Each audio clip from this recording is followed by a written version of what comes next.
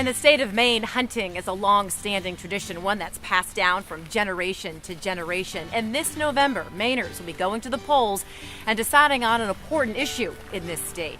Bear baiting. It's a bear baiting referendum. And Brian Kevin is the associate editor of Down East Magazine, and you have written an article that really talks a lot about this referendum and how controversial it is. It's true. It's definitely an issue where passions run high. What you have on this referendum, it's going to be question 1 on this November's ballot, are 3 bear hunting methods that have been practiced in the state for a long time. Hunting bears over bait, hunting bears using dogs, and trapping bears.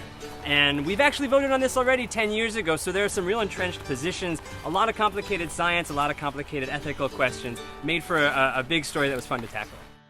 We're talking 2 months of research, 30 plus hours of interviews.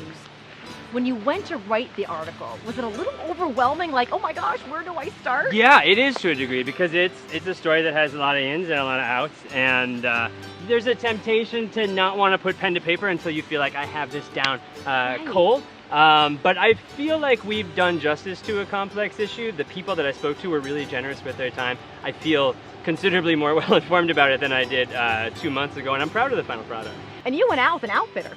I did. A lot of this story was interviews and sitting down with people and talking, but I did have the opportunity to go out in the field with an outfitter during a spring hunt on tribal lands and accompany him while he set bait. He's a veteran guy who's been doing it for a long time, was able to walk me through the process of bear baiting, and it was nice as a non-hunter to be able to have that element and get that visceral experience a little bit. And again, it's people who really went out of their way to introduce me to this issue firsthand.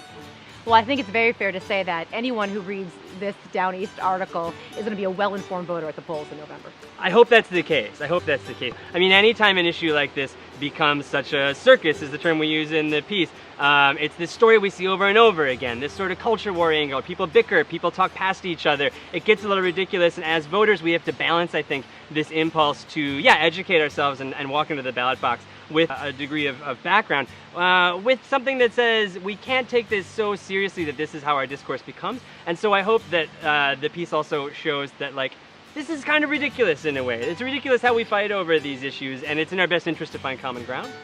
You talk to so many experts regarding this issue, but what about the average Mainer? Do they realize what's going on here? Yeah, that's a tough question to answer, because I'm not sure that ultimately there is an average Mainer so much as there are a lot of average Mainers who have varying degrees of familiarity with, I mean, not just bear biology, but the act of hunting, the business that is hunting, the environment of the Northwoods. And so the challenge is at the same time to bring everybody to a place where we can converse like human beings, where we can vote our conscience in a way that's informed, and then we're not talking down to each other or past each other, and that's what happens a little bit in something like this. And so it is in everyone's best interest to kind of make yourself not an expert on this topic, but well-versed. Right. Well, you're talking about the bear issue, but also about just the political aspect of it as well, and how it's in some aspect politically motivated. Yeah, there's something that happens with an issue like this where the culture war maybe comes into play a little bit. I genuinely believe that people on both sides who talked to me and told me that they hope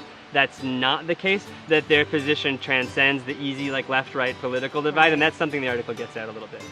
So when can we read the article? It's going to be in our August issue, which, as it happens, is the 60th anniversary issue of Down East Magazine. It's on newsstands in late July. Actually a ton of great stuff in there.